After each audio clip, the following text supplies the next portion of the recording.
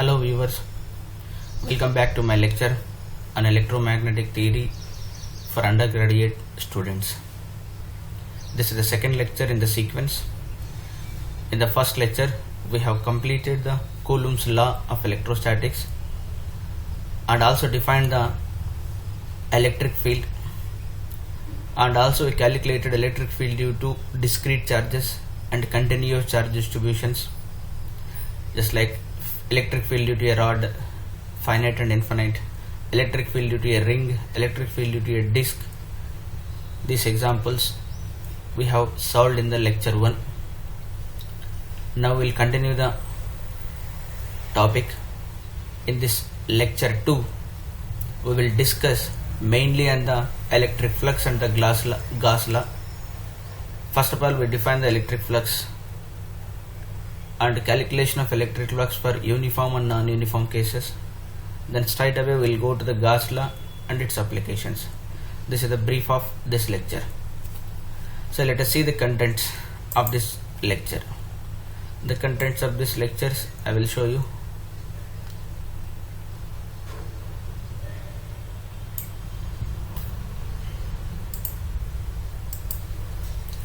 So the contents first, as I said, I'll define the electric flux. After defining electric flux, we will see how to calculate the electric flux for uniform and non-uniform cases. After that, we will learn what is the plane angle and solid angle. So plane angle is already known for you, but solid angle is an unknown quantity here. So we'll concentrate on this solid angle. Then after that, we'll go to the straight away Gauss law in integral form, then Gauss law in differential form. So Gauss law will have the two forms, just like integral form, and if there is an integration in the law, then we say it is integral form, but the differentiation is involved in it, so we say it is in the Gauss law in differential form.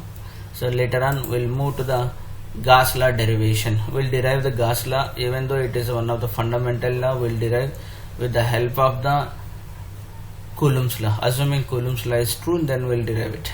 Okay. So then we'll see the main important thing will be here Gauss law applications. So these are the today's contents, today topics we will deal in this lecture. So okay guys, move on to the lecture. So the first topic will be the electric flux. So we'll define electric flux. After defining the electric flux, we will see its calculation for uniform and non-uniform cases. So the word flux is already known to you: electric flux, magnetic flux, fluid flux.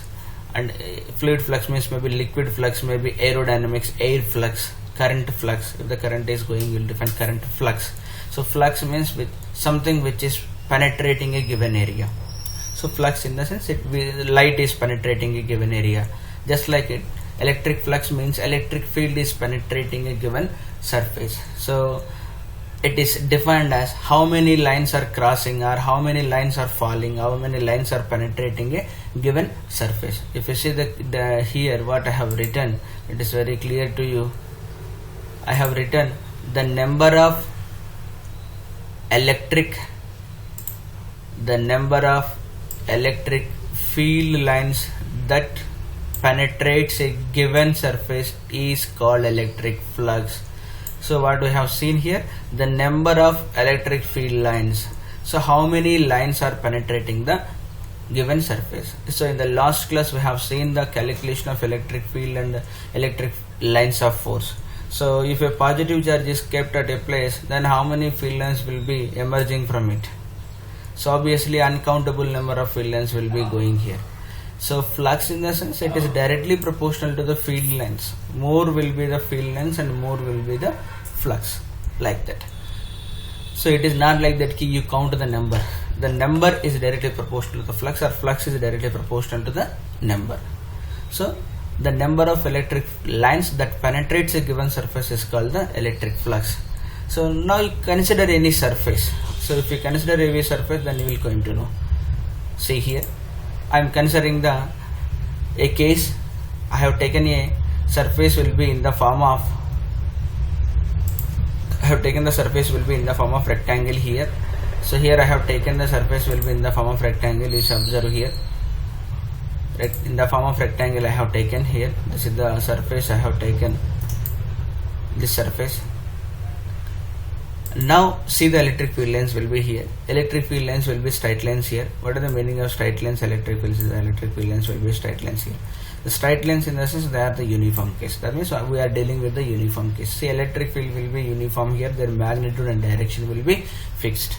Now I'll define the area vector to this. So what is the area vector? So you know it is very well. If the cross product of two vectors, let's say A and B with the two vectors represent the two adjacent sides of a parallelogram, then what A cross B will represent? A cross B will represent the area of that parallelogram. That means cross area of the parallelogram means A cross B is a vector. That means area is a vector. So that means area will have the vectors. So areas are the area will have the direction. What is the direction? Direction of area means it is simply normal to that surface. So if you draw a normal to that surface, so I have taken a rectangular surface here and the field will be uniform. The magnitude and direction of the electric field will remain fixed. Now we have to define the direction of area that I already said. The area of the parallelogram A cross B will give the area of the area is a vector quantity. So that means what is the direction will be here. Just take a any surface and you draw the normal to it. So normal, you know it is very well how to draw it. So that normal direction itself is the area vector direction. So what I have written here, if you see clearly, so let A is equal to A n cap. So A is equal to A n cap in the sense area is a vector whose magnitude is A and n cap will be the pointing in a normal direction. Normal in the sense upward normal and downward, upward perpendicular and downward perpendicular. So which is a vector which is perpendicular to the given surface. So and I said if the surface is placed in a uniform electric field, already I said it is a uniform electric field that points in the same direction. Here I am taking the direction of the electric field and direction of the area vector, both are same. So then the flux through the surface, that means the number of electric field lines penetrating to that surface is defined as scalar product of electric field and area. E will be the electric field vector and A will be the area vector. Then scalar product I am taking. So scalar product of two vectors you have already studied. A dot B is equal to AB into cos theta. It is a scalar. So E dot n cap A. So you know that already area vector and electric field vector we have taken here in the same direction. That means the angle between them is 0 degrees. Cos 0 will be 1. That means flux, the number of field lines passing through this area is simply given by electric field strength multiplied by the area. So finally in the uniform case we define electric flux through a given surface. That means number of field lines penetrating the given surface is simply the scalar product of electric field vector and the area vector. In the uniform case means in the uniform case the angle between the electric field vector and area vector will be remain same at all the places. Okay, I hope it is clear. Then move to the next case where electric field and normal will not be in the same direction. If we observe here, so electric field vector and area vector will not be in the same direction. So now we are turning it. So if you see clearly here, area vector will be this. So area vector will be this. This is the area vector. So this is this normal. And what about the electric field vector? So electric field vector will be like this. Electric field vector will be like this. So there exists an angle between them. There exists an angle between them. Now they are not in the same direction. Then as usual, the scalar product, that means flux passing through this given area will be defined as a scalar product of electric field vector multiplied by the area vector. So E dot A. So that is EA cos theta. If you know the cos theta angle between them, then you can calculate. I hope it is clear.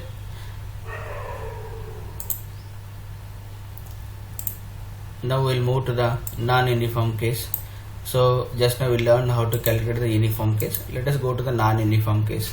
So what is the meaning of non-uniform case? That means we are defining the electric flux through a given surface is the number of field lines penetrating to that. It is a scalar product of electric field vector and the area vector. It may be happens that the magnitude of E is changing from one place to another place on the given area. So that means if the magnitude of E is changing, then we can treat it as a non-uniform case. even it may happen like that, the angle between the electric field vector and area vector at a given place will be say theta. At another place it will become some theta 1. In another place it will become theta 2. That means even though electric field strength magnitude is remains same, area vector area is remains same, then the angle between them will be changing. So that means in all these cases will be considered as the non-uniform cases. See, it's clearly written here what happens. So what happens if electric field E is not uniform but varies from point to point over the area. So it is varies from point to point over the area, or otherwise it can happen like that even A is a part of a curved surface of course area. Then what to do? In this case what we will do, we'll take a small element. So given area will break up into small parts. We'll take a small element. Let us take a small element will be dA. So we'll assume that in the vicinity or at the small element dA, if we take a small element dA, so differential element dA, so the flux passing through that small element we will calculate. There we assume that electric field will be uniform throughout that small area. Then we'll calculate the flux. So flux passing through that small area will be electric field multiplied by area vector. So area vector is as usual, magnitude is dA and vector will be n cap. Then flux passing through that small element will be is equal to scalar product of E vector into that small area E dot dA. So the flux passing through the small area will be is equal to E dot dA. So then obviously if you want the flux through entire surface, you need to add up all that small elements. So flux passing through the element what we have taken, small element, say let's say it is phi 1, then another small element phi 2, another small element phi 3, phi 4, phi 5, phi 6 and so on. Then if you want the total flux, what we will do, if you want the total flux, you just simply integrate that small elements. What is that small elements? E dot dA. That small element will be the E dot dA. This is the small element. If we integrate throughout the surface, then we will get the electric flux passing through the given area. So I hope it is very clear. I have written very clearly electric flux through the given surface.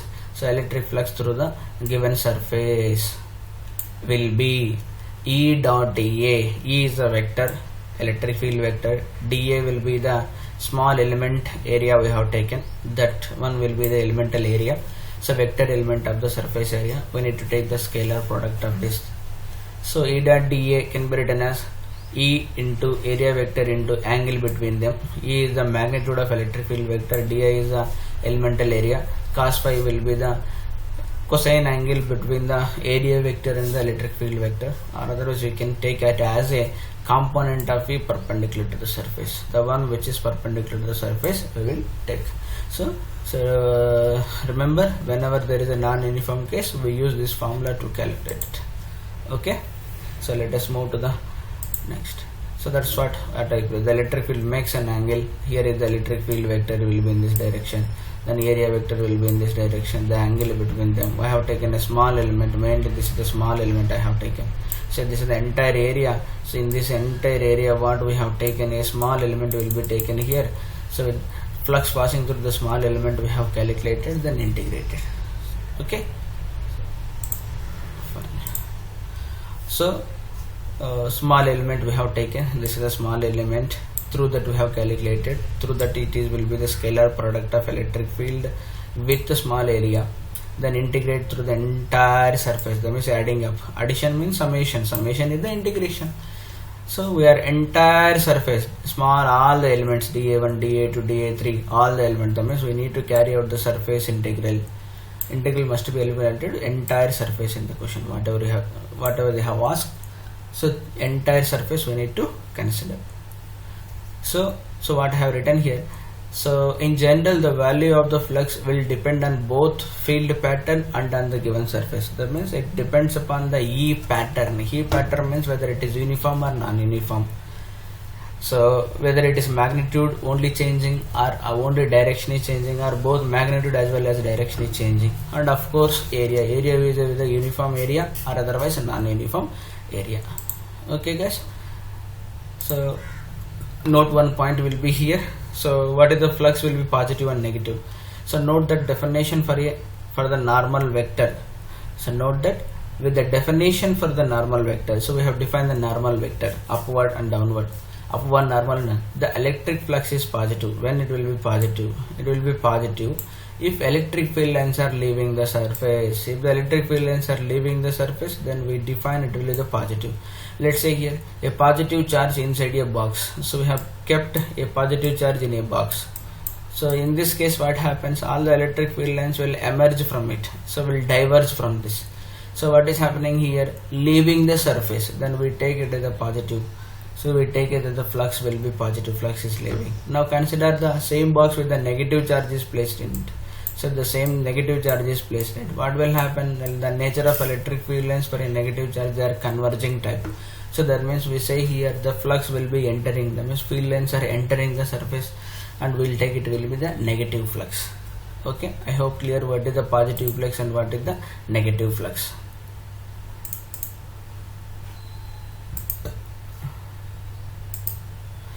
So based on our definition of electric flux, that means electric flux is defined for uniform cases scalar product of electric field vector and area vector, that is EA into cos theta. Theta is the angle between normal drawn to the surface and electric field vector. This is the uniform case. While in case of a non-uniform case, you take a small elemental area dA and then integrate. So E dot dA, dA is the small element we have taken on the surface and integrating. Integration is carried out throughout the surface. Sometimes say it a surface integral means double integral it is, remember. So sometimes it is easy to convert double integral to single integrals in the given problem depending upon the situations, or otherwise generally we need to carry out with the double integrals. Okay, fine. So let us take an example here based on the above discussion. So electric flux calculation. So what is written here, a disk is placed in a uniform electric field which makes an angle, is clearly mentioned here, which makes an angle 30 degrees with the electric field direction. So angle made by the normal vector drawn to the disk makes an angle 30 degrees with the electric field vector. So okay, so what they are asking, so you need to, what is the electric field, electric flux through that disk. That means I need to calculate what is the electric flux through the disk. I need to calculate. So what if the flux through the disk, if it is turned so that n cap perpendicular to e cap, that means the angle between n cap and e cap will become 90 degrees with each other. So what is the flux through the disk if n cap is parallel to E?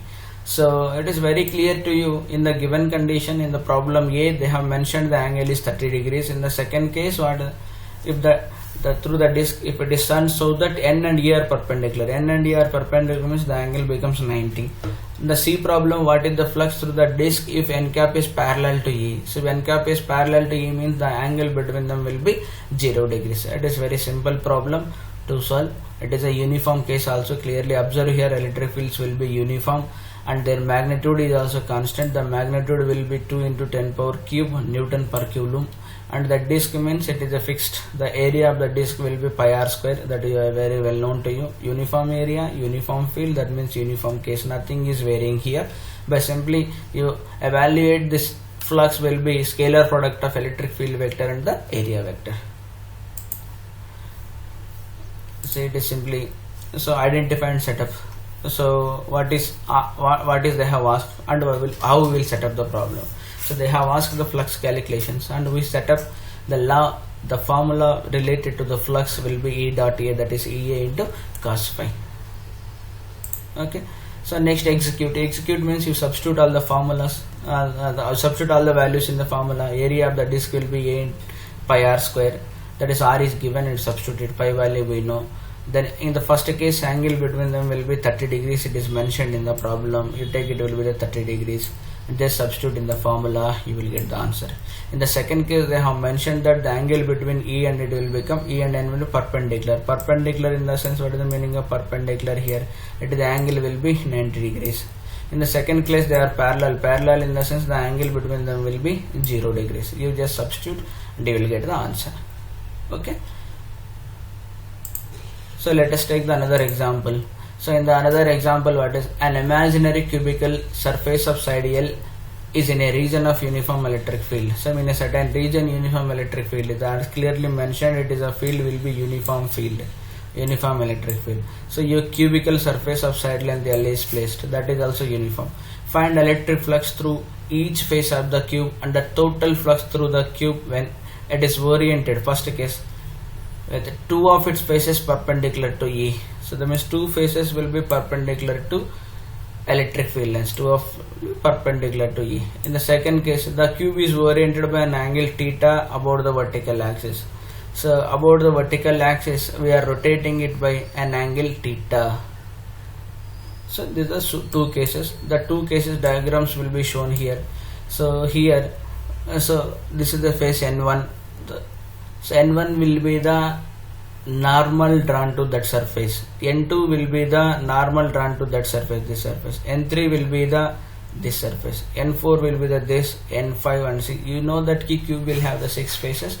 We need the 6 unit vectors because this problem is again the same. You just need to calculate the scalar product of electric field vector with the area vector. For that purpose you require the magnitude of E. It is given in the problem. Area, what is the area of the each face of the cube? Each face will be of square. What is the square area of side length L? It is L into L, it will be L square.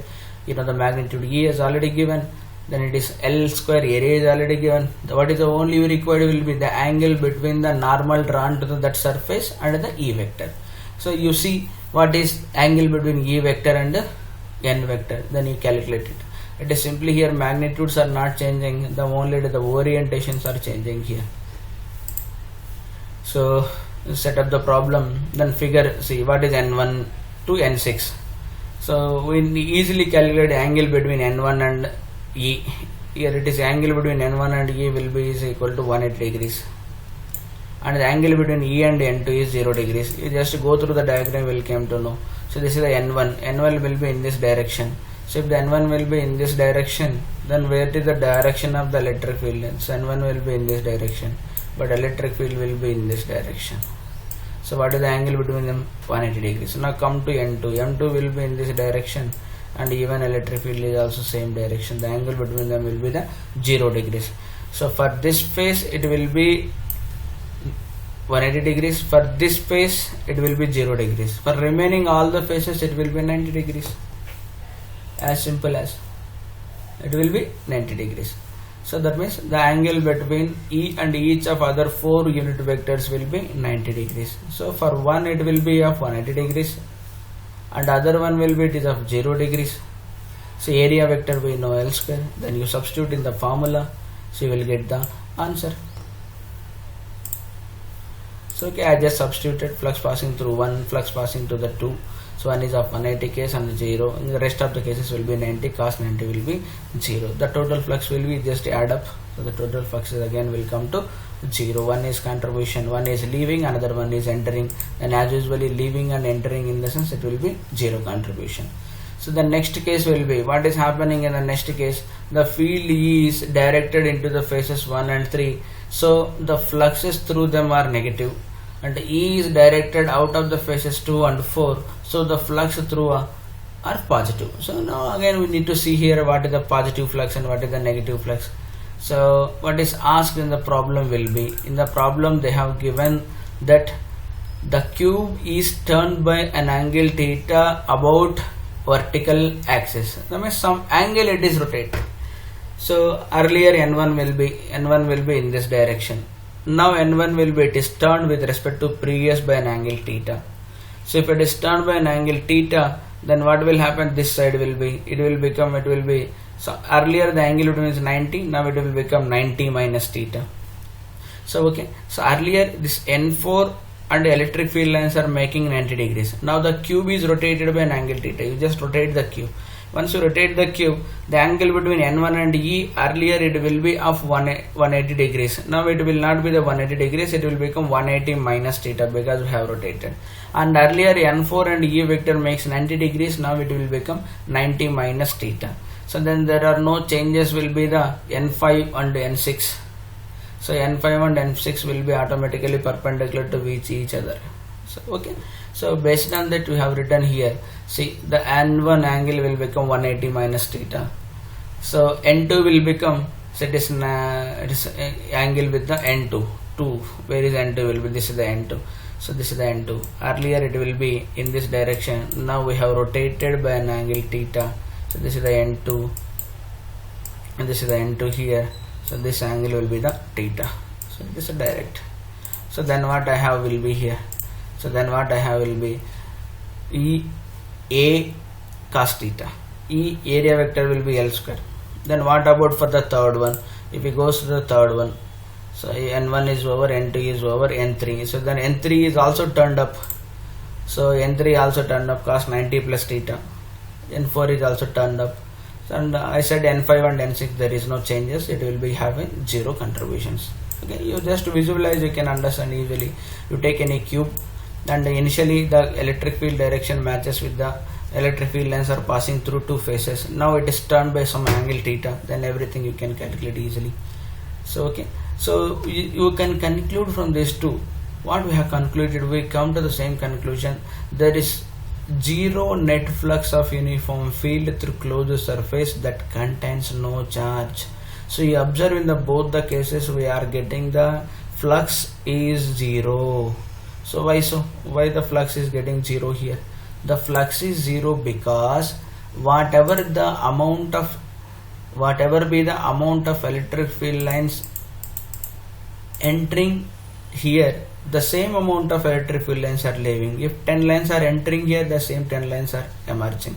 The flux contribution for entry will be the negative, exit will be the positive. So both have the same values, that's why it will be 0. So here no charge is enclosed inside. So if no charge is enclosed in a given volume, then we say that the flux passing through that volume will be, flux passing through that surface will be 0. Charge enclosed here 0, so the flux will be 0. This is the one of important conclusion.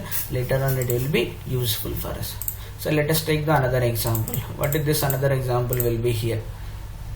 Another example, a point charge surrounded by an imaginary sphere of radius or center at the, find the electric flux through the sphere. So as usual, let's see here.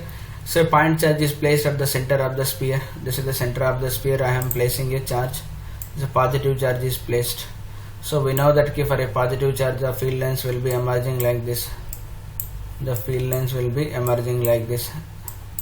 So if the field lines will be emerging like this, then what? Surrounded by an imaginary sphere of radius is given. So they are asking us to estimate the flux through it. If you want the flux, what do you require? Electric field. Electric field due to a point charge is very well known to you. It is simply 1 by 4 pi epsilon naught q by r square. Q by r square and its point in the radially outward direction. For a sphere, normal drawn is also important here. So here in this case, normal drawn to the surface will be in this direction, and area vector, that is normal, will be the area vector. And we know that electric field also will be in the radial direction. So the angle between them will be 0 degrees here. So the angle is 0 degrees. So that means flux calculation will be very simple. So the magnitude of electric field everywhere will be remain same, that is 1 by 4 pi epsilon naught q by r square. So okay. So we need to follow this. The electric field calculation will be very simple. Sorry.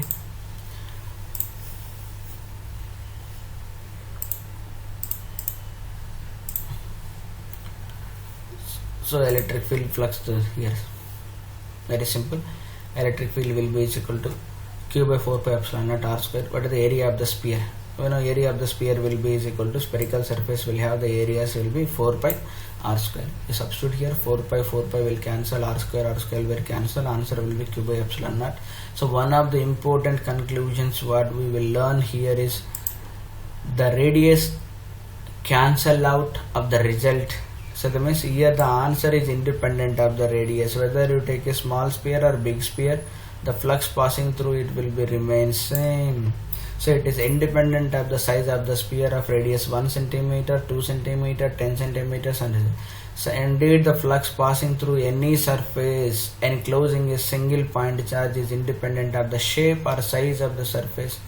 It is very important point to remember what they are saying here. So while calculating the problem, we came to know that flux passing through the given surface is independent of the radius. Whether you take a small sphere or big sphere, the flux will be remains same. Okay, so this point is also important, remember. So let us go to the next problem, guys. So the next problem will be, here it is written, figure shows a surface, Gaussian surface in the form of a closed cylinder. They have taken a surface, it will be in the closed cylinder of radius r. It lies in a uniform electric field E with the cylinder's central axis along the length of the cylinder. What is the net flux through the cylinder? So that means one object will be placed here. The object will be in the form of cylinder. The object is placed in a uniform electric field. The uniform electric field is going, that is parallel to the length of the cylinder. That means the axis of the cylinder and the electric field will be in the same direction. So here these are the electric field lines, and this is the cylinder axis will be, this is the axis of the cylinder. So field lines and the axis will be in the same direction. Now we need to estimate the flux passing through this. Flux passing through this in the sense scalar product of electric field with the area vector. So we have two areas here, circular parts. This is the one circular area and this is the another circular area. Another one will be this one will be the lateral surface area. This entire thing will be the lateral surface area. That means we need to calculate flux passing through these three parts. Two will be of circular, one will be of lateral. So let's say we'll calculate separately. If you want to calculate separately, again the same thing. Here the area will be uniform. So this area, circular area, fixed pi r square. This circular area again fixed pi r square. Now you see the angle. Angle means area vector means area vector. This is the area vector here. What is the area vector and the electric field vector point in the same direction? But here area vector will be in this direction, but electric field will be in this direction. They are of, it is 180 degrees here, and here it will be 0 degrees. Then what about here? Electric field vector will be in this direction along the axis, and the area vector normal to drawn, this normal to drawn will be like this. This makes an angle 90 degrees here. Okay, so we know the areas. What is the lateral surface area? 2 pi r multiplied by L. What is the circular area? Pi r square. That means we are knowing the magnitudes also. So magnitude of electric field is given in the problem. So very simple, we have calculated A, B, C. We are dividing two circular parts and one will be the curved part. Okay, fine. So flux through the left circular part. Left circular part will be, already said it is 180 degrees. It is simply A. What about the area will be pi r square? What about for the similarly right circular path? It will be 0 degrees. It is simply A into A. Finally, for cylindrical surface, lateral surface, where the angle I have seen already, it is 90 degrees. Cos 90 will be 0, no contribution. Then again I am getting, it will be the 0. Electric flux will be 0. Just now I said here. So what I said, whenever there is no charge inside a volume, the flux contribution will become 0. So the net flux is 0 because the field lines that represent the electric field all passes entirely through the surface from left to right. Just simply they are entering at the left place and leaving at the right place. Okay. So let us consider the another case. This is somewhat different case. So far we have considered very simple uniform cases where the electric field line or otherwise area vectors will be of uniform cases. Now consider the case where electric field lines will be, or electric flux, electric field is varying with the x coordinate. So but the area vector will be uniform. That means area magnitude as well as directions will be uniform. So what is written here, a non-uniform electric field is given by E is equal to 3 I cap plus 4 j cap. That means electric field along x axis varying with x coordinate 3 multiplied by x. If x is 0, it will become 0. If x is 1, it is 3. If x is 2, it will become 6. If x is minus 2, it will become minus 6. If x is plus 10, it will be 30. That means the x component of electric field is changing, y component is remains same. So that means overall electric field line will be changing in this problem. This will be the non-uniform case. Now we need to estimate flux passing through the surface in the form of Gaussian cube. So cubical surface given. Then what they have asking us to, first problem they are asking us to, what is the electric flux through the right face. So the cube is here mentioned. So cube has 6 faces. This is the right cube, and here it will be the left cube, that is not visible here. Right cube, right face and left face, and the top face. This will be the top face. Now I need to calculate what is the electric flux passing through this right, and this is the left, and this is the top. Okay, be careful here. Area of the cube, again if side length is L, then it will be simply L square, and here side length is mentioned. This coordinate is 1 and this coordinate is 3. 3 minus 1 will be the 2. That means side length will be the 2 meters. SI units are mentioned in the problem. So area vector no problem at all, but the problem with the electric field, and the electric field is varying from place to place. Okay, so let us see how we will calculate flux passing through this. So what is the left face, what is the right face, and what is the top face? So very simple. And again we need to use the integration of E dot dA. So E vector and area vector and scalar product and integrate. Let's see here. This is very simple. So the technique what we will adopt here, it is mentioned clearly. Area vectors I have drawn for, this is the right face, and this will be the for left. Right face I have drawn. This is for right face, and this is for left face, and this is for the top face. Area vectors we have mentioned because we need to know the angle, no? Then next see the what is the electric field will be here. So electric field will be x component will be like this, that is varying 3x. Y component will be fixed, that is 4. The electric field will be in between x and y. This is the x axis, this is y axis. The electric fields will be in between. The direction of electric field is fixed here like this. So remember, it is not fixed. The direction is also changing because x value is changing. Then obviously this angle also will change. The magnitude of E also changing and direction is also changing. Then let's see how to calculate. So for the first problem I have taken for the right face. So for the right face, x component of electric field will be like this, y component of electric field will be like this. You observe very clearly, very keenly what is here. So the angle between x component and area vector will be here. This is one area 0. Then what about with the y component? With the y component is 90 degrees. So y component 90 degrees in the sense 0 contribution, cos 90 will be 0, but x component there is a contribution. So okay, so let us say that calculation is directly. So area vector will be which is pointing in which direction for the right face. It is towards the right, that is along positive x axis. So this is the x axis. Normal will be in this direction along the positive x axis. So it is clearly written here. Then I need to calculate the flux. I need to calculate the flux in the sense electric field vector 3x I cap 4 plus area vector. So area vector along, I said already only x components will contribute, y component will become 0. This will become 0 y part. Only x part will come as integration of 3x dA. So 3x dA. So dA means area vector. So area vector. dA is the area element. So that area element you substitute here. Then you will get the answer. So what is the area element will be here. Now I need the area of that entire area of that right face. So what is the entire area of that right face? It is the cube. I simply known the length. So that means it is merely integral dA merely gives the area. Area in the sense area of the face, that is a cubical, it is a square. Square means side length multiplied by side length. So L into L square. What is the where is the cube is situated here? The cube is situated in between x is equal to 1 here and x is equal to 3 here. So what is the side length then will become 3 minus 1, it will be the 2. The side length will be the 2. So 2 into 2 will be 4. Okay, it is a 4. So answer will become flux passing through it. The area will be 4. 9 into 4 it will be the 36. Okay, I hope it is very clear, boys. Flux passing through the given right surface. So and one more thing here, if you clearly observe what we have got here, answer will be x multiplied by so x multiplied by area. We got here, this is the x, this is the x value and area value. Area value just now I explained, it is length into length, it is 2 into 2, it will become 4. 2 into 2 it will be 4. Then what about x value? Where is the right face is placed? Right face is placed at x is equal to 3. Just you simply substitute x is equal to 3. Okay, it is as simple as. Okay, move to the next one. So now come to the left face. So come to the left face. So then again same method you in one.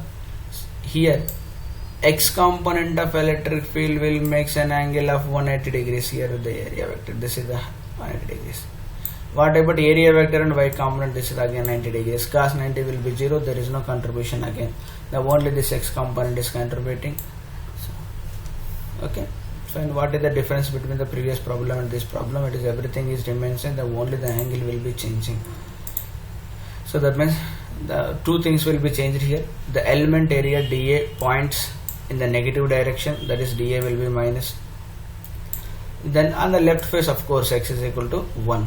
So in the given integral, that's what we have last time calculated. In this integral, what we got here 3 multiplied by x into, so integration, the dA will be negative will come, then what is the x will be here, x will be here 1, that means the left face is placed at x equal to 1, and of course there is no change in the face area, that is remains L square, that is 2 into 2 will be 4. Okay, so once you know the left place calculation and the right place also we have calculated, then it will become minus, so minus 3 into, so area will be 4, x will be 1, 3 into 4 will be 12. Okay, fine. Now finally we will move to the top face. This will be the top face. So in the top face, area vector will be like this. This is the area vector. Then what about electric field? X component will be like this, and y component of course points in the same direction. So area vector and y component will be contributing with each other because the angle between them is 0, cos 0 is 1. And here it is x component with area, it is 90 degrees, cos 90 will be 0, then there is no contribution from that. Okay, fine. So as usual, area vector will be pointing in the direction. The area vector will be along y axis, that's what j cap. This we know, then substitute, the angle will be 0, then 4 into dA. dA already we know it is the 4. So what is the total area will be 4. Total area will be 4. 4 into 4 will be 16. Okay, that is very simple. So what we have seen in this problem, area vector is area. So area will be uniform area again here, but the electric field will be changing. So at the left place it has 1 and right place it has a 1. Okay, the angles will be changing. Okay, let us consider the another example of non-uniform case. So what is another example of non-uniform case will be here somewhat difficult problem.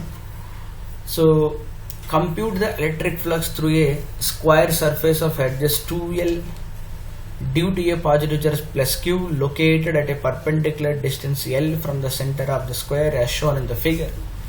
So what is mentioned clearly here, they are telling that there is a square of side length will be 2L placed at a distance L from the perpendicularly, of course, which is parallel to the xz plane. So at a distance of L.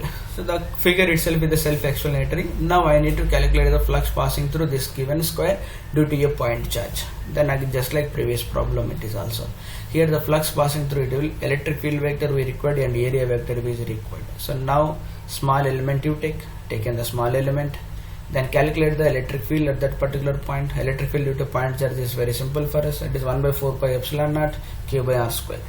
Then angle between the area vector and E vector also you calculate, and you substitute in the formula and you integrate for the entire surface. Definitely here it will be the double integrals will be involved. So okay, so let's see how we will approach to the problem. I said already, let us take a small area. I am taking a small area here.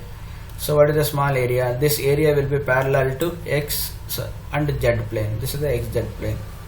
So it is parallel to that. So okay, small element. This is the point charge is placed here. Electric field will be in this direction. So 1 by 4 pi epsilon naught q by r square. So let us see how we have proceeded here. So the electric field due to point charge 1 by 4 plus q by r cap. R cap with the unit vector xi cap plus yj cap plus zk cap divided by square root of x square plus y square plus the magnitude. Magnitude will be r. Okay, electric field is vector is confirmed.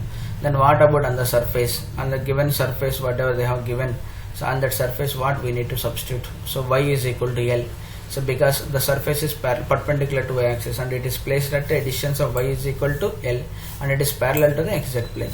So area will be is equal to, so dx and dz. Remember what is the unit vector drawn to the area, that is important. Unit vector drawn to the area. This is the vector which is parallel to the xz plane. So what is the normal to xz plane? So normal to xz plane, obviously y axis. The line which is perpendicular to the xz plane is a y. So that's why I have written the area vector will be j cap here. Okay, see area will be, area on the square I have taken a small element. That small element will be like this. So this is the small element we have taken. So the small element, this is the dx and this is the dy, rectangle. So what the area will be? Dx dy. So area vector, area and everything is taken. Okay, now we require E dot dA. So E dot dA, in the area vector I have only j cap. Only j cap and j cap will contribute. Rest of the terms will cancel each other. So finally I have q by 4 pi epsilon naught r square dot product with this. Dot product with this I'll get the dA. Y value, obviously y will be equal to L. So y will equal to dx and dz. Now I need to integrate this. So now I need to integrate this. So as I am going through the integration process. So E value QL by 4 pi epsilon naught. Then x and z. X varies from where to where and y varies from where to where. X is going from which place to which place. X is going from which place to place. This is x. It starts from here and going up to here. X is equal to. So even backside also here. That means it is bounded in between. This is L and this is L. And for Z also, this is here origin. It starts from the below somewhere here and it's above here. So minus L2 plus L minus L2 plus L. Okay. So that's why the integrals I have taken for it will be minus L2 plus L minus L2 plus L. So we know the solving of surface integrals, split up the problem. So this will be here. I am considering this integral. In this integral we are integrating with respect to z. That means treated x is constant and of course L anyway constant. The constant, the center thing is constant plus z square. So constant something plus z square whole power 3 by 2. The formula will be here I have written.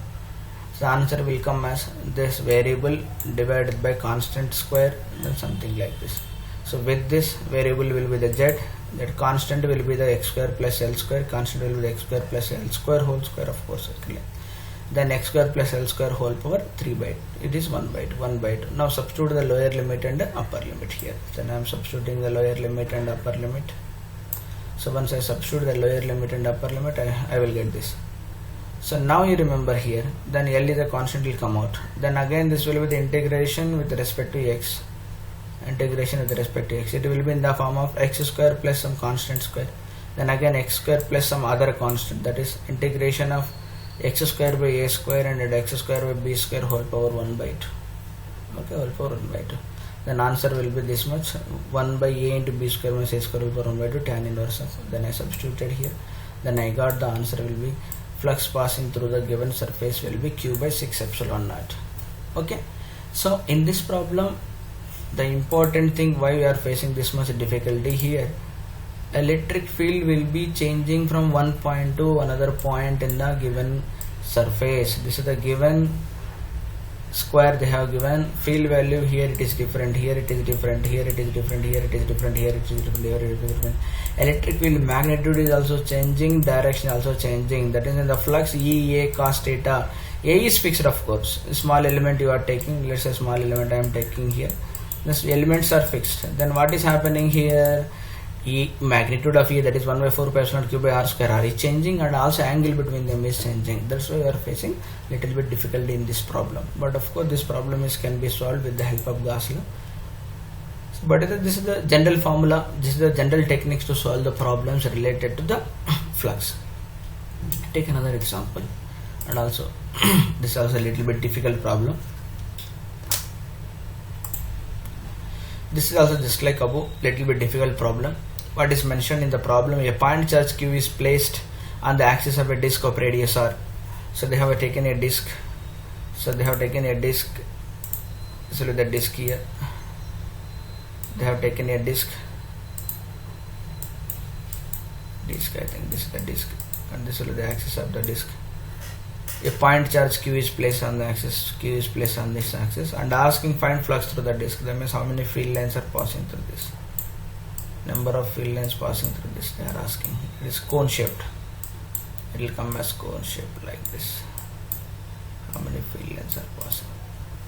Okay, let's see. Then again point charge, we know the field due to point charge is 1 by 4 pi epsilon naught q by r square. Then r is changing from place to place.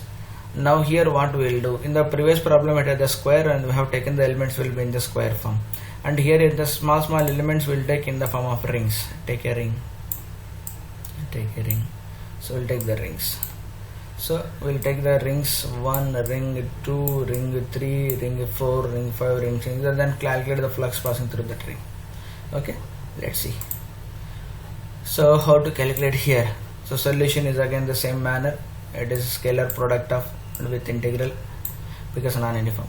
So as shown in the figure, dA is the area of annular ring with radius s and width ds. So I am taking a small ring of, here I am taking a ring whose radius will be s and thickness will be ds. I have taken a annular ring of radius, inner radius is s and outer radius will be s plus ds. Then obviously the thickness will become ds. Then we'll calculate flux passing through this ring. And one thing is important here, the electric field lines will be in this direction, that is radially outward, but the ring area will be normal to the ring. This is the ring, its normal will be this. So there is an angle, if I said this is theta and this is also theta, there is an angle between the electric field vector and the area vector. That means disk area or rings area in the same direction. It will be angle theta. So what is the area? What is the area? Into length into breadth. So length will be 2 pi r, 2 pi s, and breadth will be thickness ds. So the flux passing through the given small elemental ring we have taken. Then once we know that flux, then this is substituted. Then what is the electric field due to ring? Q by 4 pi epsilon at r square. What is the r will be here? R will be this is the r distance from here to here. So this one will be the r here. So from here to here, this is the s, this is the s, this is b, and this is the r given in the problem. B is given in the problem. So we can correlate the. So I know the electric field. I know the cos theta. Cos theta is adjacent side by hypotenuse. Then flux passing the ring, you substitute in the formula. Now the important thing will be, we need to take the collection of all the rings. We need to take the collection of all the rings, in the sense a ring will start from here, increase the ring, increase the ring, increase the ring, then last one will be the radius r. So radius r. So rings will start from s is equal to 0 and they end at r. So then integrate it, you will get the answer. Very simple. So after that integration, so we are integrating, we are substituting the d phi value. This is the d phi value. Flux passing through that ring, you substitute here. So q constant, b constant, 2 epsilon, everything will come out. What will be left? S divided by s square plus b square whole power 3 by 2. So s divided by s ds, s square plus b square whole power 3 by 2. The answer is minus 1 by x square plus b square. I have given here. Then you substitute with the limits, you will get the answer here. So this is the flux passing through a given disk or given circular region due to a point charge q placed on its axis at a distance of b. One of the important problem. So last 2-3 problems will explain you how to calculate the flux passing through non-uniform cases. So previously first 4 problems will explain you the calculation of electric flux passing through a given surface for the uniform cases. So non-uniform cases will be little bit difficult, where the integration will be involved. You have to be careful of integration also. Okay, I hope understood everyone. Go through once again these 3 problems. Okay. So okay, then we will move to the plane angle and solid angle. These are important. Plane angle is important. It's required to understand the solid angle, and solid angle is required to understand the Gauss law. Okay, so plane angle is very well known to you, even the lower standards also. It's very like right from the 8th standard you might knowing this plane angle. So how we'll define the plane angle? So plane angle will be defined in the simplest way, will be like this. So let us consider a arc AB. I'm considering the arc AB. Draw 2 lines from A joining the O, one line, B joining the O, another line. The angle between these 2 lines, OA and OB, is known as the plane angle, or otherwise we say angle subtended by the arc AB at point O is the theta. So this theta can be calculated very simply. So theta is equal to, you draw a circle of radius r. So you draw a circle of radius r. I am drawing a circle of radius r. O is the center. Then arc length divided by radius will give that angle. So the calculation is very simple. So angle will be is equal to arc length of the circle divided by the radius. Okay, fine.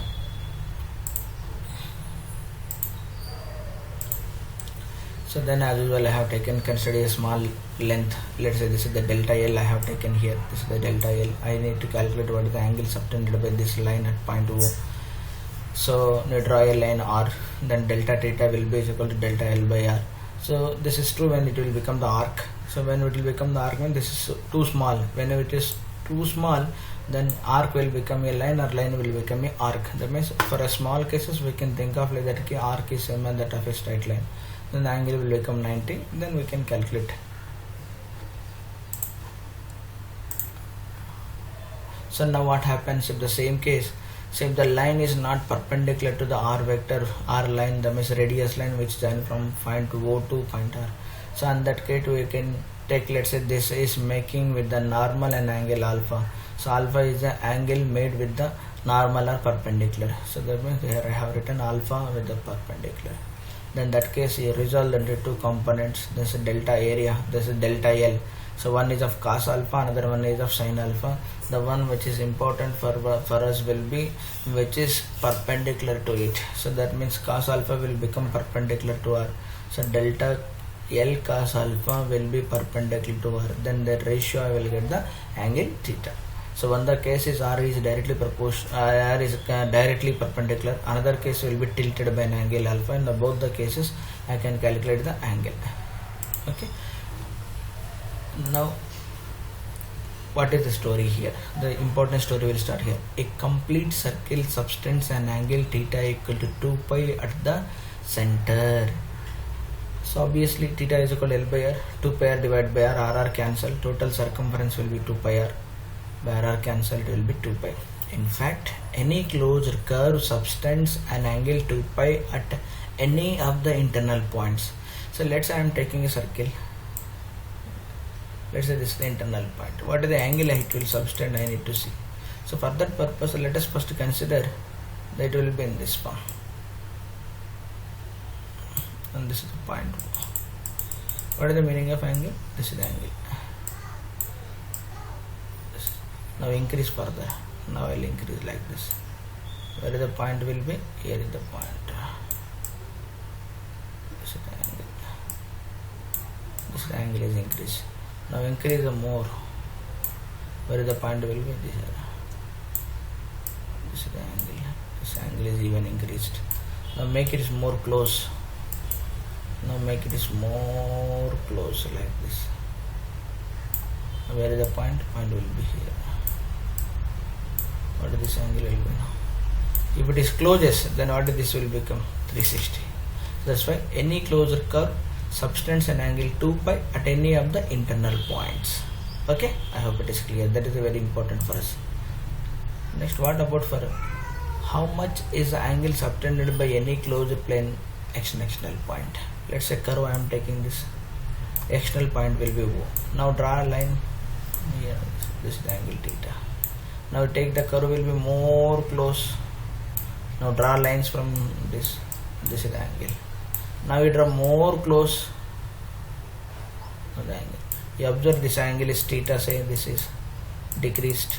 This even will be decreasing. So that means we see gradually close to the curve, the angle finally diminishes to 0. A closed curve subtends an angle 0 for the external points. Okay guys, so these two things are very important for us.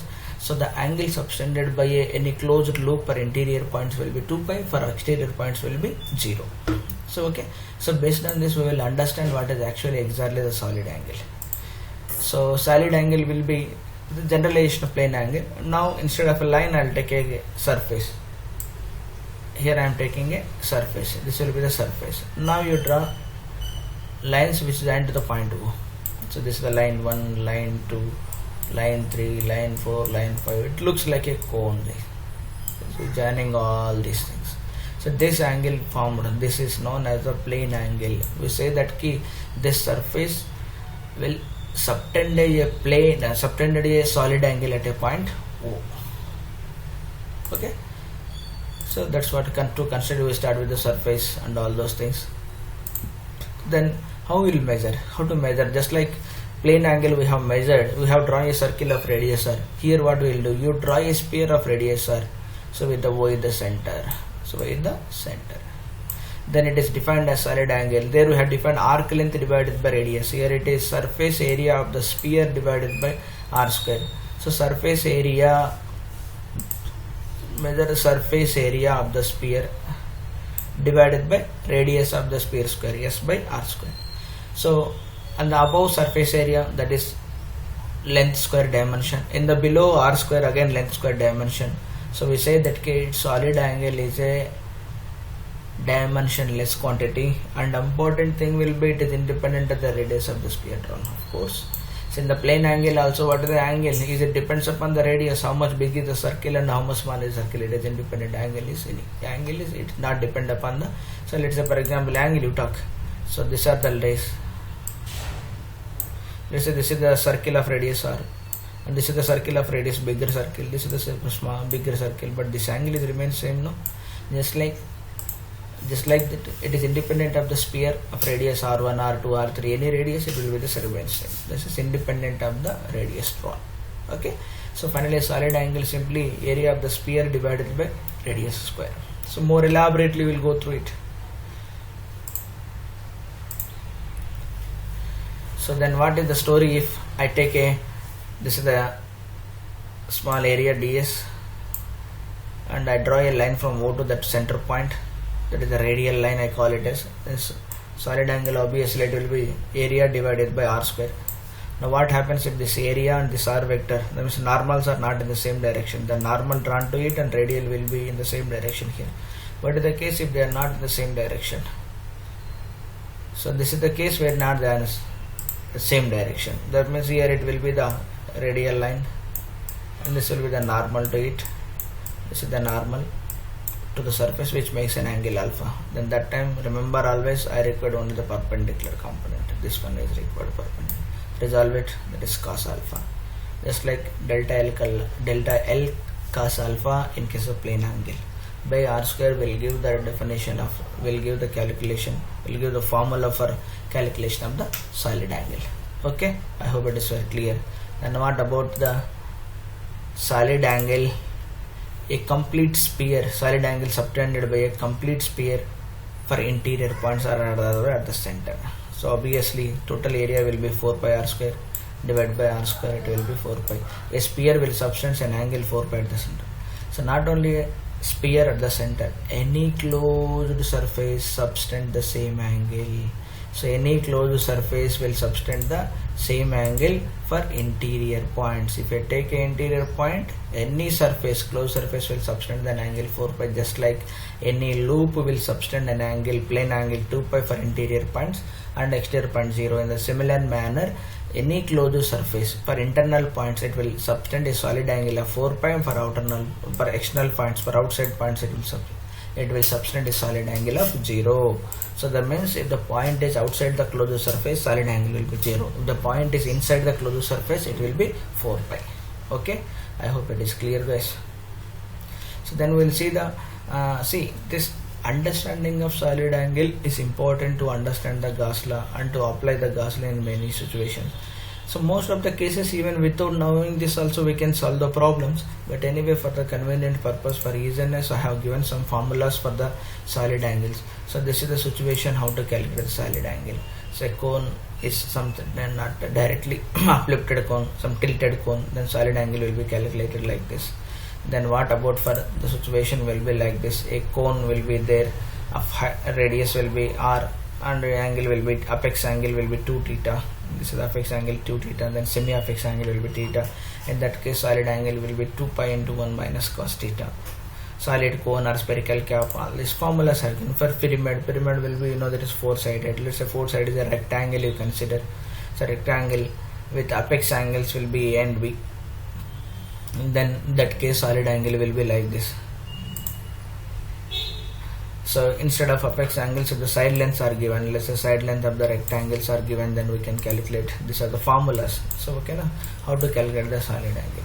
So you no need to derive. Let us take a surface and start integrating. You get the formula. Just you remember the formula and we'll apply wherever it is necessary.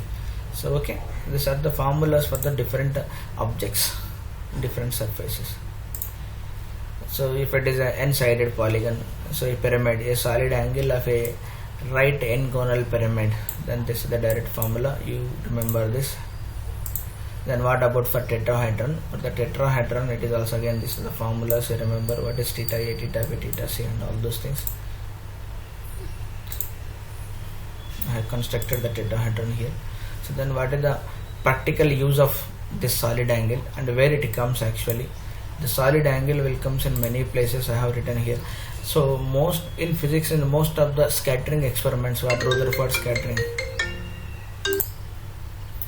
In the physics, many of the scattering experiments, maybe Rutherford scattering experiment, Raman scattering experiment, experiments involved in the quantum mechanics to calculate the differential cross sections. So to calculate the luminous intensity of the light. So in many cases, we require the concept of solid angle. So this concept is enough to understand all these things, whatever I said. If you want to go deeply, you take any mathematical physics book or in the website you search, so you will get easily the entire information regarding this. To understand at the present class, you need the solid angle just to understand the Gauss law. So this much knowledge is enough on the solid angle to understand the rest of the topics. Okay, fine. So then move. So next our topic will be the main central role of today's class will be the Gauss law. So Gauss law will represent in the two forms. One will be the integral form, another one will be the differential form. Remember, Gauss law will talk about electric flux associated with the closed surfaces. What is the meaning of closed surfaces? A surface which encloses some volume obviously will be the closed surface. So whatever I talk here, a surface means it is a closed surface. So a surface in Gauss law concept means it is a closed surface always. That surface generally we call it the Gaussian surface. A Gaussian surface is always have a closed surface. Remember, a closed surface may be a cube, maybe a parallelepiped, maybe a sphere, maybe a cylinder, anything. It must be closed surface. So okay. So then what is the use of this Gauss law? So what is the use of this Gauss law and also the first will represent what is the this Gauss law. So this Gauss law I said already, it is the total flux associated with the closed surface. So what this statement will be given, the total electric flux through a closed surface is equal to the net electric charge divided by epsilon naught. So net electric charge inside the surface divided by epsilon naught. So you consider any closed surface. So I am taking a closed surface will be in this form. This is the closed surface. Now I want to calculate what is the flux passing through it. So what is the flux passing through it means it is simply charge divided by epsilon naught. So and that to be any shape you can take. I have taken here S1, here S2, here S3, here any take you. So the flux passing through the surface will be independent of the. So finally it talks about electric flux associated with a closed surface. So total flux passing through a closed surface. This is the flux passing through the closed surface. So obviously flux means scalar product of electric field vector with area vector. So general case, the integration throughout the surface, and now it is the closed surface. That's why the symbol will be closed on the integral. So in this integral, closed I am putting because the closed surface will be equal to charge enclosed by epsilon naught. So whatever the charge is present in the surface, that divided by epsilon naught. So remember, if I take a closed surface will be like this. Charges may present inside as well as outside. Let's say one charge will be present will be so Q1 here and Q2 here, even Q3 will be here, maybe Q4 will be again inside, maybe Q5 will be outside. See here I am calculating the flux. What Gauss law says, flux, whatever the flux you are calculating only depends upon the total charge enclosed by the surface. Here Q1 is enclosed, Q2 is enclosed, Q4 is enclosed. But our Q3 and Q5 not enclosed. That means Q3 and Q5 will not contribute for any flux. But see here in the left hand side, electric field integration across the surface, electric field integration. This electric field is due to all the charges which are inside as well as outside. This E is due to all the charges Q1, Q2, Q3, Q4, Q5 all. But when we integrate throughout the area, then they manipulate with each other. The final contribution for the flux only comes from the one which are inside, that is Q1 is inside, Q2 is inside, Q4 is inside. Okay, I hope it is very clear. The definition of this form itself is known as the integral form of Gauss law. So because integrations are involved here. So I said already, so I have taken a system and this is the surface. I have taken Gaussian surface. Inside Q1, Q2 and Q3 are some Q1 will be there. Outside capital Q1, capital Q2, capital Q1 will be there. So electric field is due to charges which are inside as well as outside, but whatever the flux is due to only inside the Gaussian surface. I hope it is very clear, the definition or integral form of it. Okay, on one important thing is, so if the charge is outside, that means no charge is enclosed, flux will be 0. Then we can visualize why the flux will be 0. So the number of field lines which are entering is same as that of number of field lines will be leaving. Once the number of field lines entering and leaving will be same, then the net to flux contribution will be 0 obviously. So the number of, say for example, lines are entering here, these are the region entering, the same number of lines are leaving, the flux inward will be is equal to flux outward, the what is the total flux will be 0. That's why a point charge outside a closed surface that encloses no charge. So if an electric field line from the external charges enters the surface, it must leave. So that means entry will be is equal to leave, that's why flux will be 0. If the same charge is inside the surface, then there will be a non-zero contribution will be there. Okay, clear. This is the Gauss law statement. So we'll derive later. Let's see, understand what is the differential form of Gauss law. That means we need to convert the integration into differentiation. So what is the Gauss law for any closed surface? Surface integral across the area, it is charge enclosure by epsilon naught. Now convert into surface integrals into volume integrals. Who will convert the surface integral into volume integrals? It is very well known to you in the vectors calculus, Gauss divergence theorem. So Gauss divergence theorem of vector calculus converts volume integrals into surface integrals. So A is any vector field, so divergence del dot A. What is the del dot A means here? It is the divergence. Divergence of a vector field, volume integration of divergence of vector field will be is equal to A dot S. That means A is a field and dot S is the area vector. Dot S will be the area vector of course here. So closed here indicates the surface which encloses the volume. This circle indicates it is the closed. So this is the surface which encloses this volume. This is the surface which encloses this volume. So this is the conversion from volume integral to surface or surface integral to volume. We required here surface integrals are involved. I need to convert from surface integral to volume integral.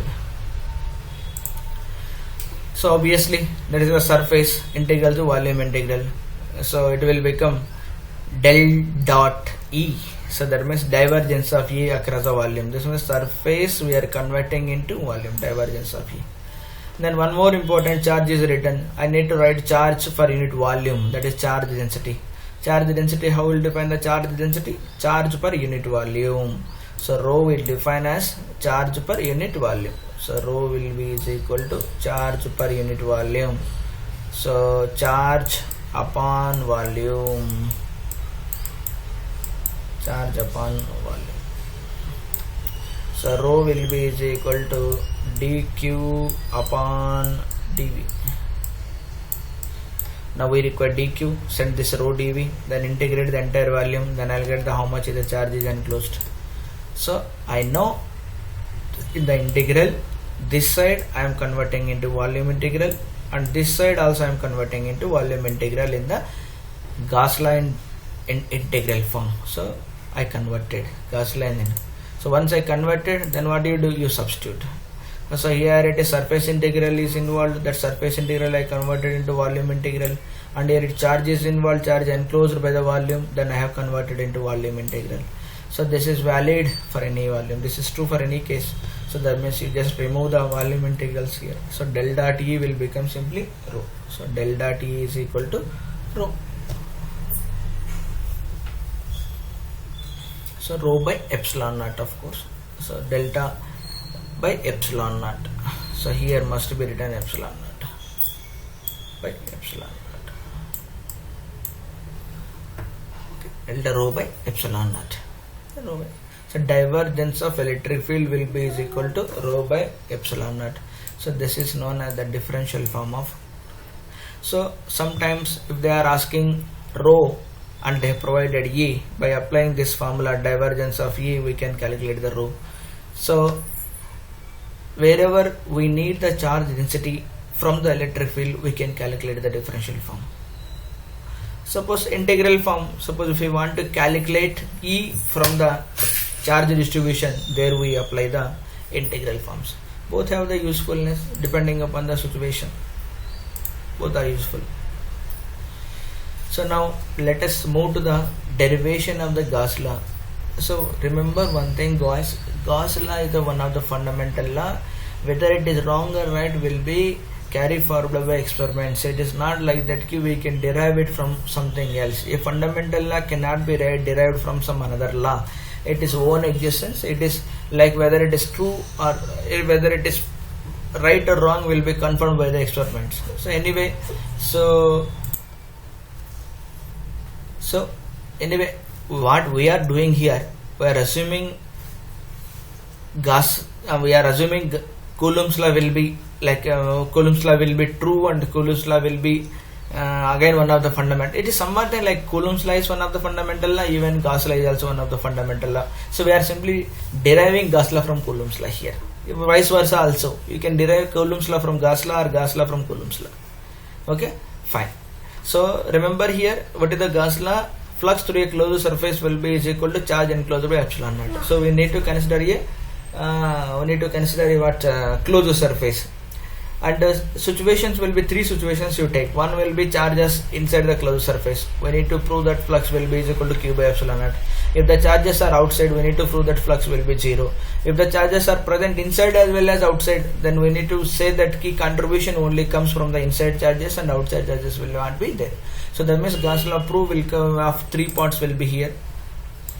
So 3 parts will be there. That means this is the Gauss law, charge enclosed by epsilon naught, that is surface integral left hand side, and right hand side will be epsilon. This we need to prove it. So for that purpose, first I am flux due to internal charge. So let us consider the closed volume. I am taking here closed volume.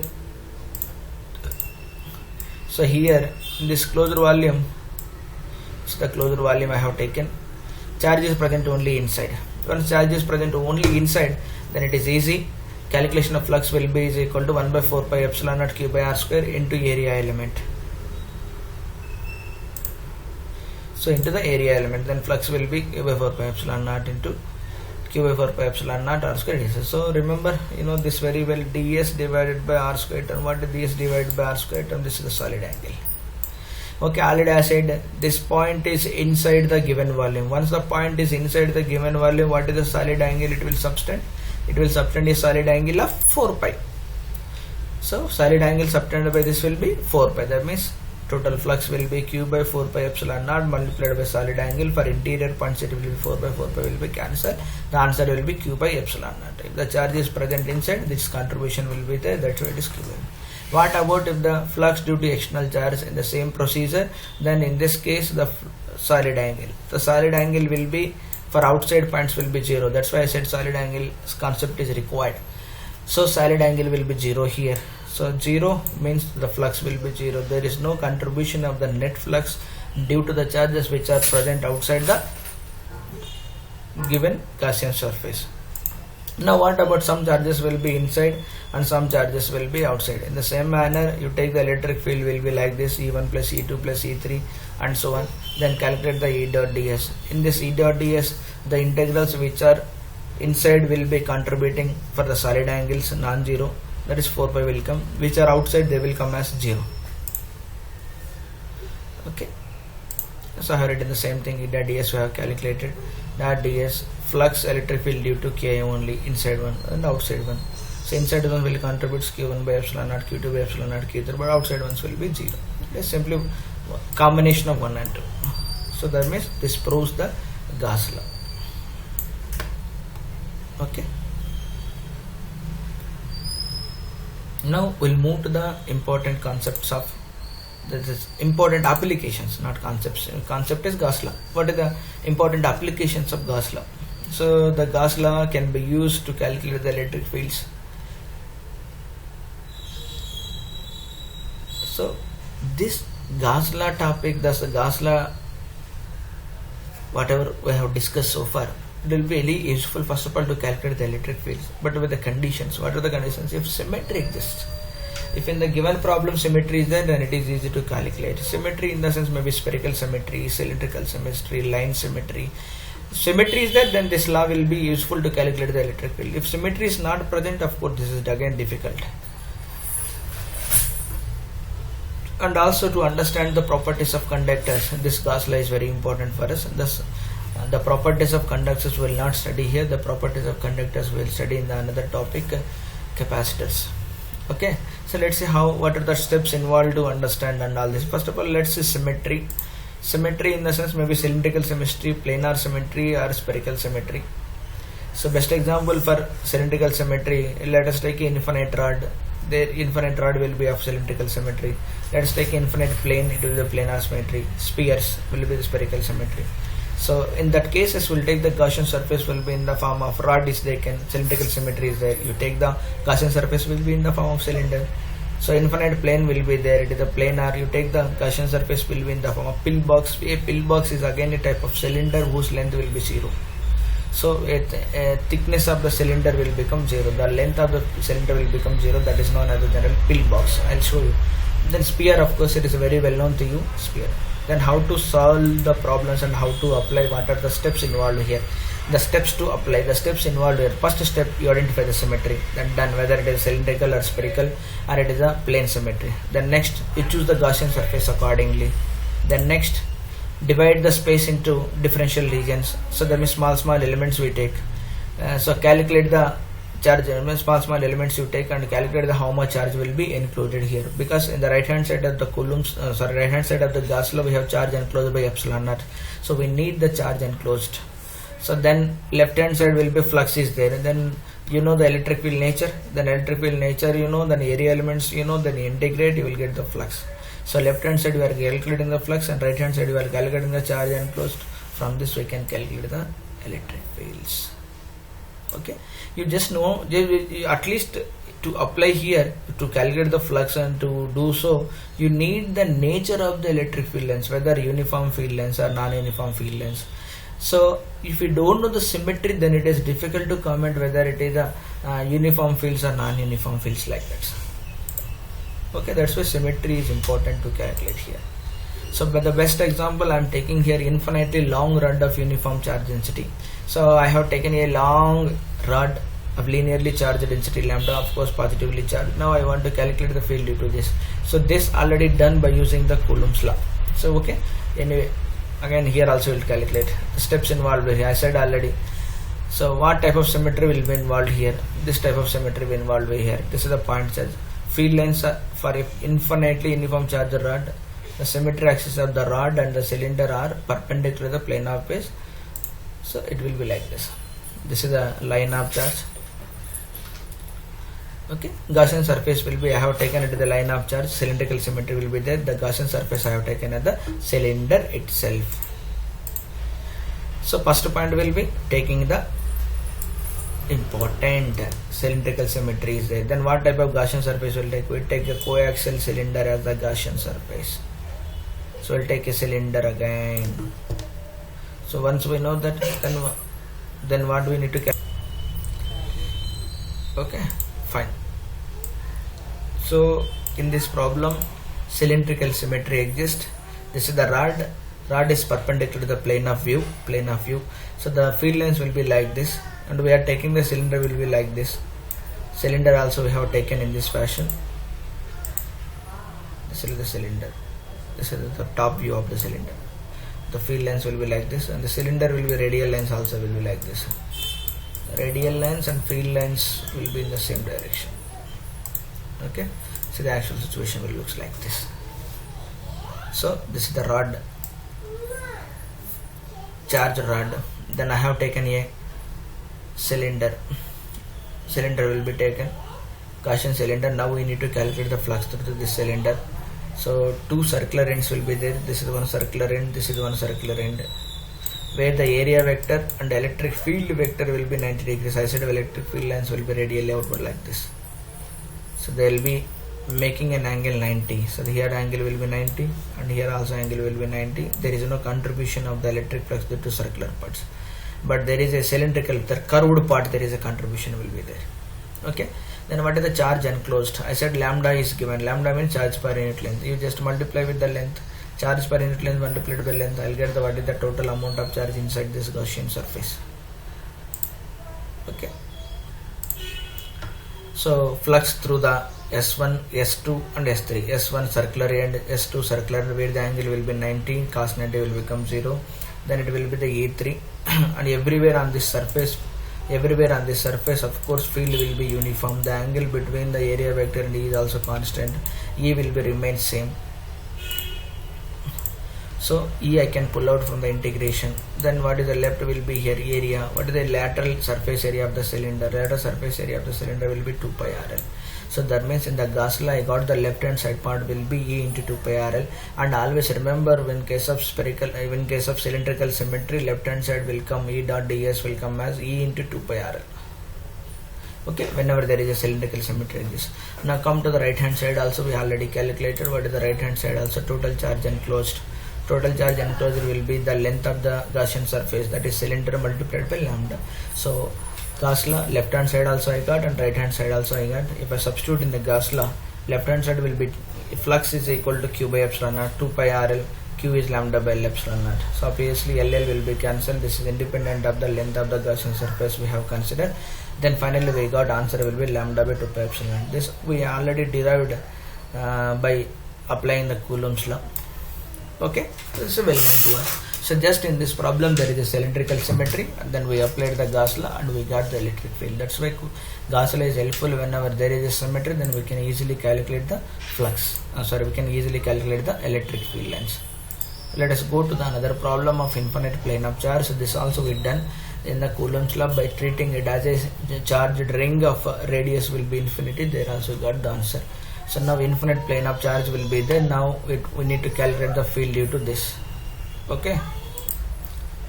So it is a plane of charged. So let's see how to approach in the same manner. What type of cylindrical symmetry exists will be here.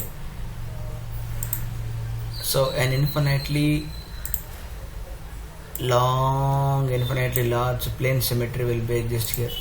It is a plane symmetry. So if it is a plane symmetry will be exist, then what type of, then here I said you need to take a Gaussian surface against cylinder. Now it is called as pillbox. What is the meaning of pillbox? So the pillbox will have cylinder is, but the length will be very small. The height of the pillbox will be 0. Let's see here. It is very clear to you. This is the plane of sheet, charged sheet. Now I am taking a Gaussian cylinder will be like this. A pillbox whose height will be 0. So this is the pillbox. Now again two circular ends and one other only lateral. Now remember here electric field lines will be upwards. So for a positive charge, radially outward. So for this like this, the field lines will be upward. Here the field lines will be upward and here the field lines will be downward. Now normal run to this circular cap and electric field will be in the same direction. Here the normal run to the circular cap and electric fields will be same direction. But electric field and normal run to this curved part will make now 90 degrees with each other. So there is no contribution. Cos 90 will be 0. That's what actually I have written. So flux passing through the circular part, flux passing through the circular part, flux passing through the curved part. Here angle will be 0 degrees. That's why cos 0 is 1. Here also cos 0 is 1. But here it will come as cos 90 will be 0. So E1 plus E2 into A. So and obviously symmetry suggests that the field will be same everywhere. So whatever the field is present at that end, the same field will be present in the end. So at the up circular end, at the down circular end, field lines will be remain same. The strength will be remain same. That's why E1 is equal to E2 is equal to 2A. So okay, fine. So now by applying Gauss law, what is the left hand side flux? That is 2A. What is the right hand side? Charge enclosed.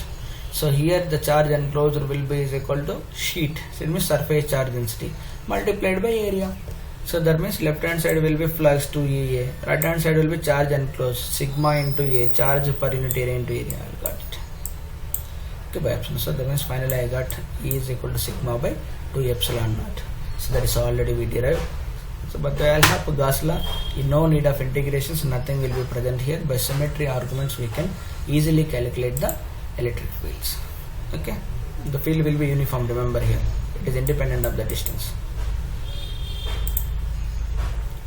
So obviously the field lengths will be, so in the vector notation the field will be sigma by 2 epsilon naught. Above and below will be again sigma by 2 epsilon naught, but in the downward direction. Above sigma by 2 epsilon naught, below also 2 epsilon naught. So we have drawn the diagram. So one of the important conclusion, note that the discontinuity in electric field as we cross the plane. Suppose I have drawn a plane here, let's this is the plane. So we are moving from this place to this place. When we are moving from that place to that place, one of the important thing what we observed here electric field will be downward, that is minus sigma epsilon. Here electric field will be upward, sigma by epsilon naught. Then if we see the change means up minus down. When we cross it, up minus down. Up is sigma by 2 epsilon naught, but down is again sigma by 2 epsilon naught, but minus sign. Electric fields are the vectors. So sigma by epsilon naught with minus sigma by epsilon naught. In between them already minus is there, it will be sigma. So the amount of discontinuity will be is equal to sigma by epsilon naught. Remember, this point is one of the boundary conditions we will discuss later on. Okay, next move to the another example of Gauss law application, that will be a spherical shell. Spherical shell in the sense it is like a football, the thickness will be very small, inside nothing is there, vacuum. So now I need to calculate the field inside as well as outside. How much field is present inside and how much field is present outside. As I said, it is a spherical shell, no charge will inside, nothing will stay inside, only it is on the surface. So Q amount of charge is distributed, this is the Q amount of charge is distributed in the entire area of radius. Area will become 4 pi a square. That means sigma will be charge per unit area, it is 4 pi a square. So R less than or equal to A means radially inward, that is inside. R greater than or can radial outward, outside points. So inside points as well as outside points we need to discuss. Now let's say field inside will come as 0. How it will come as 0 we will discuss. So now let us consider a Gaussian surface. This is the Gaussian surface, I said earlier. This is the Gaussian surface, this is the charged one, which is the Gaussian surface. Very clear. In the left hand side of the Gauss law, what is present in the left hand side of Gauss law? Flux passing through it, and right hand side will be amount of charge enclosed. But what is the charge enclosed will be here? No charge is no. Whatever the charge is present on the surface, no charge will be here inside. So charge enclosed is 0. The right hand side of the Gauss law will be 0. Q enclosed will be 0. Once Q enclosed will be 0, then it will be 0. So inside the spherical shell field will be 0. So one of the important point, inside the spherical shell charge will be enclosed is 0. Charge is enclosed 0. The field is also 0. Now let us go to the outside points. Now the charge is present here. These are the charges is present on the surface. Now where we are calculating the flux, where we are calculating the field, outside point, somewhere here at this particular point we need to calculate. So the charges are present here, the charges will be present here, these are the charges, these are the charges. Now we need to construct a Gaussian surface for outside point. This is the Gaussian surface, this is the Gaussian surface. Okay, as usual, right hand side of the Gauss law, total charge, whatever the charge is present on the sphere, that entire charge will be present. So right hand side goes over, then come to the left hand side. So what is the left hand side will be? So the left hand side will be flux. So flux will be E dot dA. So obviously E will be uniform everywhere. The angle between area vector and E vector is again the uniform everywhere, again the same, 0 degrees obviously. The strength of the electric field will be remains same everywhere on the surface. That's why E dot dA cos angle is 0 degrees, and the entire E will be comes out, and the entire integral will be EA. What is the area of the sphere? Gaussian sphere, that is 4 pi r square. So the left hand side is also clear. Flux is equal to E into 4 pi r square. So left hand side will be E into 4 pi r square. E into 4 pi r square. So right hand side will be is equal to charge enclosed Q divided by epsilon naught. So now this 4 pi r square you bring to this side. So E will become, so 1 by 4 pi epsilon naught r square, 4 pi epsilon naught r square into Q. So this is the way we have calculated, and of course this result we can plot on a graph. So if you plot a graph, for inside points it will be 0. Obviously for inside points it will be 0. For outside points it is 1 by r square nature. So it is somewhat like point charge. For outside points it is a point charge. So we can treat like that. Okay, whatever the charge is present on the sphere will be concentrated at the center. That means a spherical shell for outside points will be treated like a point charge whose charge will be placed at the center. So for inside points obviously 0. Okay, then again one of the important thing will be you have to notice here. So discontinuity of the electric field lines as we move from inside to non-conducting. So at the boundary R is equal to A. So that means here is the sphere I have drawn. This is the sphere boundary. This is the boundary. Now inside points are this and the outside points will be here. So inside points will be 0 and outside points will be some value is present non-zero. So that means Q by 4 pi epsilon naught A square. What is a Q divided by 4 pi? Charge per unit area, that is 4 pi A square. Sigma by epsilon naught. Once we go from inside to outside, there is a discontinuity. Sigma by epsilon naught outside, inside will be 0. Then total discontinuity will be equal to sigma by 4 pi epsilon naught, same as that of previously we discussed for the in plane sheet. Okay, fine. So remember this point, it will be useful for us. So let us go for another example of non-conducting solid sphere. Now I am taking a solid sphere. The means charge is present in the entire volume starting from the center to the surface. So charge is present. I am taking again same thing, inside as well as outside. We need to calculate the electric field inside as well as outside. So first I define the charge is distributed uniformly. So uniformly distributed charge. So that means charge density is equal to charge per unit volume. Cube volume of the sphere is 4 by 3 pi r cube. R is the radius. So now charge is present everywhere, both inside is present and everywhere charge is present. I need to calculate the field outside points and as well as inside points. So okay, let's have to calculate for outside points as well as inside points.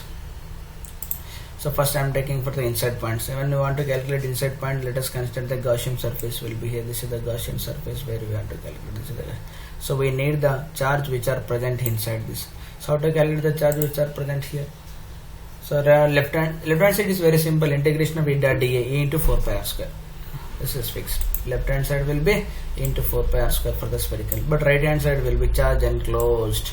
Charge enclosed will be equal to rho into dV.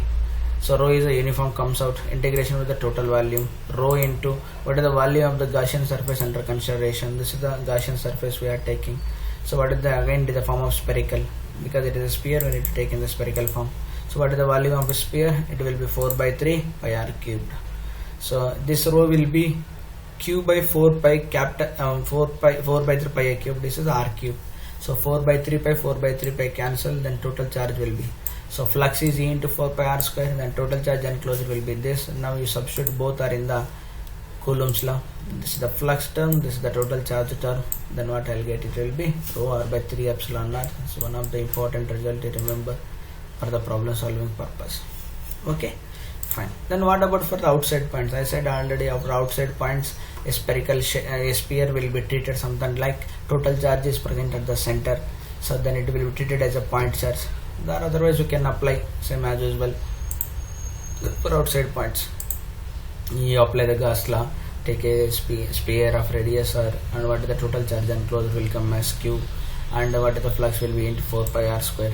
Then applying Gauss law will get the same answer. It is previous what are the point charge calculation, it is a spherical shell calculation, both are same. Okay. Then if you plot a graph for inside, if you observe the graph will inside points will be, it is directly proportional to the radius. For outside points it is 1 by r square. So for inside points electric field is directly proportional to r. So E is directly proportional to R for inside points. For outside point it is 1 by R square. Okay. Now move to the another topic will be two parallel infinite non-conducting planes will be present. This is the positively charged conducting plate. This is the negatively charged non-conducting plates. So non-conducting plates, plane sheets, infinitely large plane sheets. That's we already done it. This the field produced by this is sigma by 2 epsilon naught, and the field produced by this also sigma by 2 epsilon. To find the field everywhere we need to calculate. So what is the field everywhere? So obviously for positive charge uniform it is goes up. Answer will be sigma by 2. For negative charge it is converges towards it, and again answer will be sigma by 2. Both are uniform and independent of the distance. Now what about if they are placed like this? So here the field lengths will be cancel each other. So due to positive charge field lengths will go like this, but due to negative charge field lengths will go like this. So cancel each other, contribution 0. So even here also for the positive charge it goes will be like this. For negative charge it comes in, so net charge will be 0. But here positive charge field length will be like this, and negative charge field lengths also will be like this, and both are add up giving the non-zero field inside. Okay, see here I have written for due to positive charge above Z sigma by below minus 6. Here it is, when we add up both these two things we'll get above 0, below 0, above 0, below 0, in between it will be sigma by epsilon. That means the field in between the two plates will be remains constant. That's value is equal to sigma by epsilon naught. Even this we have done in Coulomb's law also. Yeah, take this example, the same example in the same class we have done this with the help of integration. Now we'll solve the same example with the help of the Gauss law. So how we'll solve with the help of the Gauss law? This see. So flux through a square due to a point charge which is placed at the origin. So now what I'll do, I'll apply the Gauss law. In order to apply the Gauss law, what we require, a closed surface is required. I will intellectually consider a closed surface in the form of cube. So one face of the cube is already known. I want another face. Let us take another face will be here. Even I want 4 more faces. One face will be here. One face will be here. Even I want 2 more faces. This itself is one face, and back side will be the another face. So I have constructed the 5 faces exactly similar to this. One is here, one is here, one is back side, another one is top, another one is below. For this point charge, this also placed exact at a distance L. This also exactly at a distance L. This also at a distance L. This also at a distance. All the 6 faces from the charge are at a distance L, and all the 6 faces will have the side length will be 2L, and all are identical. So that means whatever the flux is passing through the given rectangular, given square, obviously square, the same flux pass will through the all the remaining 5. Okay. So now this charge is inside the cube. So that means inside a volume. Then according to Gaussian surface, what is the answer? Will be simply Q by epsilon naught. That means what is the total flux passing through 6 faces? Q by epsilon naught. Then all are identical. Then what is the flux through each face? Total is Q by epsilon naught. Each face means by 6. There are how many are there? 6 are there. The answer will be by 6. Okay, that's what I commented here. Sorry. So from symmetry arguments, the flux through the place must be same. The total flux will be is equal to 6 times, that is 6 by. So this is the total flux. That means flux passing through each one will be is equal to Q by 6 epsilon naught. So okay, I hope it is clear. Even from the you can say solid angle. From the solid angle also we can calculate. In the solid angle, so for a pyramid of rectangular base, side length alpha is equal to beta, the side length given as 2L, and D is the distance from origin to the center point of that rectangle. So that is a D is equal to L is given. When I substitute here, so 2L, D will be L, so D will be L, 2L, then all substitute a calculation, I will get the omega solid angle is equal to 4. Arc tan means tan inverse of this entire thing. Then I'll get it is 1 by root 3. Here I'll get gamma is equal to 4 times tan inverse of 1 by root 3. So 1 by root 3 will be equal to 30 degrees pi by 6. Pi by 6 is same as that of 2 pi by 3. Okay. So solid angle will come as 2 pi by 3. So using Gauss law, q by 4 pi epsilon solid angle obviously. So there are three ways we have solved this problem. One is of direct integration technique, double integral, surface integral. Another one will be of directly by symmetry arguments, what we can do with the Gauss law. Then third one will be Gauss law with solid angle. Okay. So this is how we have calculated electric fields for different objects, different charge distributions which have the symmetry, maybe spherical symmetry, maybe plane symmetry, maybe cylindrical symmetry. If symmetry is present, then it is easy to calculate. Okay, then this all about the Gauss law. So you go through the any reference book, you can take a electrodynamics by Doug Griffith book, or otherwise fundamentals of physics by Resnick and Holliday. Any one book you take and go through it, try to solve as many as problems. Remember one thing, mastering in physics is possible if and only if you solve the problems. So solve the problems as many as different type of problems, then you will become a master in the physics. You will get a good command in it. It is saying will be there, swimming is not possible without getting wet. Similarly, mastering of physics is not possible without solving the problems. So solve the problems. If any doubts are there, please post on me. I am providing my email address. You just write on a pen and paper, write on a plain paper, and take a pic from your mobile cam scanner or normal pic and send to this. I'll respond to you. And don't, so whatever the things no doubt you please share to others within the course limits. So of course outside the course limits also encouraged. Okay, once again we review what we have done for the today's class. So we have done, as for today's class, will be flux defined, flux calculations for uniform non-uniform cases. Then I defined the plane angle and solid angle. We understood the solid angles. Then I defined Gauss law for integral forms, and then we derived the Gauss law integral form also. Then mainly we concentrated on the applications, and also we have done, of course, derivation of the Gauss law is also done. I said there is no derivation because it is the experimental fact. We just derived by assuming the Coulomb's law. That means Coulomb's law can be derived from the Gauss law can be derived from Coulomb's law, like that.